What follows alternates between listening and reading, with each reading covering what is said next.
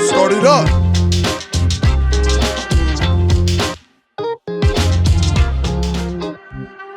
Well, the winter is well and truly upon us, at least for some of us out there in certain parts of the world. And with that comes some fairly unique and treacherous conditions. We've got slippery surfaces, frozen and harder ground, we've got the wet weather, and just the general cold, all of which can contribute to the increased risk of running injuries. And it's really important to be aware of some of those potential hazards. So here are a number of classic winter running injuries.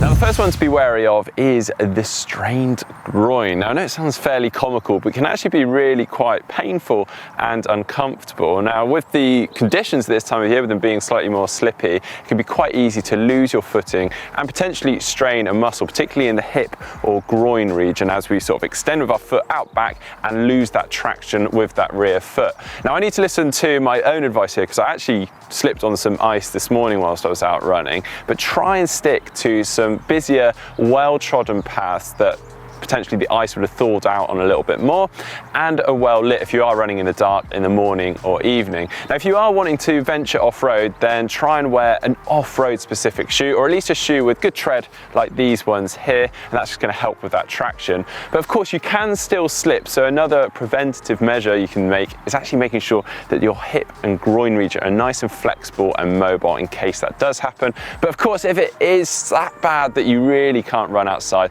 there's no shame in resorting to the treadmill. Now, another that I learned about very early on in my running days was to not leave certain areas of skin exposed, particularly those muscular and tendony areas such as the Achilles or hamstring. So with them being exposed, they're at greater risk of being colder and less supple, and therefore greater risk of straining. So for that reason, I'd always recommend wearing some longer legs and some longer socks, particularly to cover that Achilles area.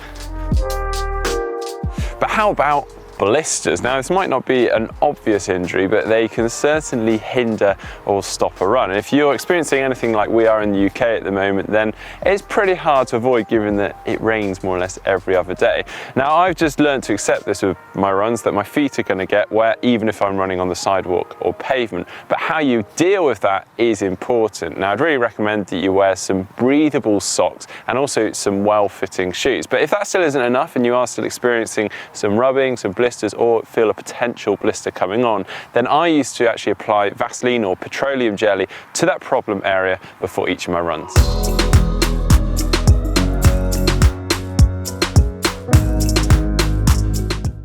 Oh, but what about the old classic, the twisted ankle? Yeah, we couldn't forget this one. This one can be a huge nuisance and incredibly painful at the time of doing them. And obviously we can twist our ankle at any time of the year, but the winter does bring about a few more risks that we need to be aware of. As with the groin, straining that, we've got the slippy, muddy surfaces which we can lose our footing on and potentially roll our ankle on. Also, in the winter, we could have reduced light, and if you're trying to squeeze your runs in the morning, the evening, you could be running in the dark. If that is you, I would really recommend investing in a hedge torch like this one. I use this for pretty much all my runs, and I know far too many people that have rolled their ankle on a stump, a rock, or a hole that they haven't seen in the dark.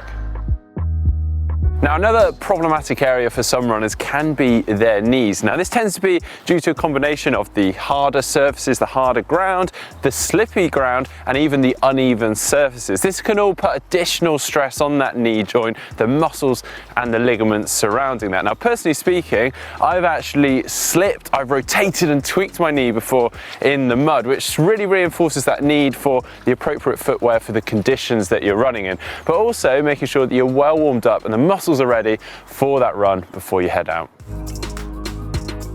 Now, with temperatures plummeting at this time of the year, we do tend to find the grass and the mud freezing over, making our normal soft off-road routes actually quite hard, high impact, and actually putting a lot of stress up through our lower limbs. And this can wreak havoc. It can cause issues such as plantar fasciitis, Achilles tendonitis, shin splints, and so on. So one way of helping to prevent this is just making sure that you're well warmed up prior to your run. You can also make sure that your shoes aren't past their sell-by date. Now, most brands recommend somewhere between 300 to 500 miles per pair of shoes. Also, make sure that the shoes are correct for your gait and that they're adequately cushioned for the amount of running that you're going to be doing or the mileage that you're planning on doing. Also, if you do unfortunately encounter some sort of niggle, try and abide by the 48-hour rule at minimum. By that I mean taking 48 hours between each of your runs, and that will hopefully allow that distress in that lower limb or that particular area to settle. And one we don't think about too often and doesn't really constitute as an injury is dehydration. Yeah. It's not really an injury, but it could certainly lead to an injury, and it's certainly something we don't think about too often at this time of the year when it's cold and we're in the midst of the winter, and that is due to our lack of desire to take on fluids and to hydrate because we're cold. But actually, when we're out for a run, and particularly if we're doing a hard run or a longer run, we are still sweating and we are still losing fluids. Now, if we don't replace those fluids, we could potentially be at risk of dehydration, particularly if you're out for a rather long run. That's a long time to be sweating for and not replacing your fluids. Now, with time, you can start to reduce and decrease in performance, but also we reduce our ability to make decisions. And if you are out for a long run, well, it wouldn't take much for you to start making mistakes and rolling your ankles. So make sure you stay hydrated. And finally, we have frostbite. Now, personally speaking, I don't think I've ever been at risk of frostbite on a run, but I've certainly had my eyelashes freezing over and freezing together, but still, I think that's probably fairly far from frostbite. But for some of you out there, frostbite could be a real potential risk. But whether you are at risk of frostbite or not, you want to make sure that you're well layered up and you're keeping warm. In particular, your extremities, such as your hand and your head. That is going to make your running a lot more pleasant and a lot less dangerous. Now, if you have enjoyed today's video, make sure you give that a thumbs up and give this video a like.